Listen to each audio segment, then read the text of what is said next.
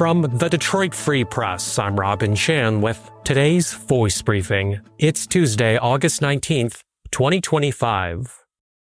This is Nusrat Rahman with the Detroit Free Press. On a Tuesday afternoon in early June, Detroiter Naisha Lee primped and pampered women at her makeshift salon in the basement of a family shelter on the city's west side. She's the creator of Inspiring Hair, a mobile salon providing free services for people experiencing homelessness. For her, the work is personal. She's all too familiar with what it's like to not have a steady roof over one's head, to be overlooked and left behind. That experience led her to give back to the shelter that once housed her and help other men and women facing homelessness feel good about themselves. Lee is among Burge Detroit's Resilience in the D honorees. The 5-part series commemorates the nonprofit newsroom's 5th anniversary and recognizes Detroiters who have made a difference in their communities. To read the full story, go to freep.com or bridgedetroit.com. I'm Susan Tomfor, and I'm a personal finance columnist with the Detroit Free Press. More and more everyday savers are losing their money when scammers somehow convince them that they must transfer their cash in a bank account to protect it from hackers. Do not do it. People sadly end up moving thousands of dollars, sometimes even 6 figures, directly into a scammer's pocket. It's all driven by a long list of lies. The Federal Trade Commission's data indicates a more than 4-fold increase from 2020 through 2024 in reports from older adults who say they lost $10,000 or more to crooks who have impersonated government agencies or businesses and then convinced them to transfer their money to protect it. Adults age 60 and older were more likely to report extraordinarily high losses, many losing more than $100,000 in savings.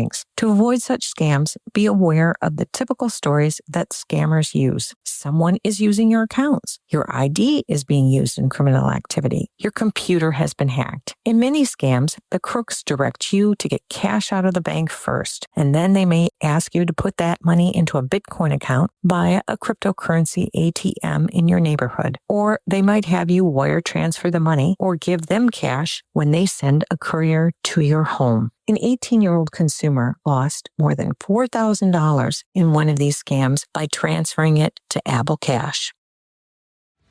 Hey everybody, this is Evan Petzel, the Detroit Tigers beat writer for the Detroit Free Press. On this week's episode of our podcast, Days of Roar, guest co-host Chris Brown and I discussed whether or not the Tigers should call up number 1 prospect Kevin McGonigal for his MLB debut in 2025. Here's a quick snippet of our conversation.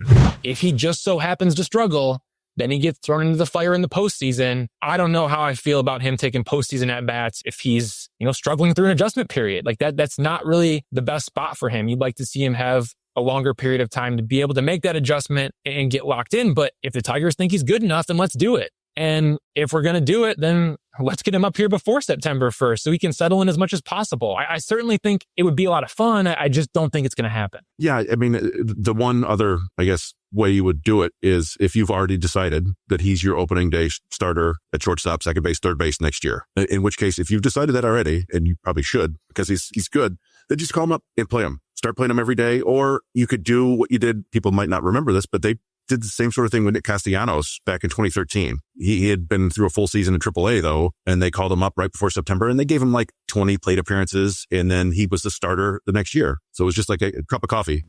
You can hear that full conversation in this week's episode of Days of Roar, which is available wherever you listen to podcasts. And as always, you can find our latest coverage on freep.com/sports.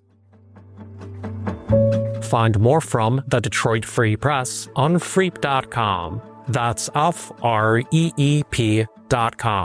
Thank you for listening, and you'll hear more from us tomorrow.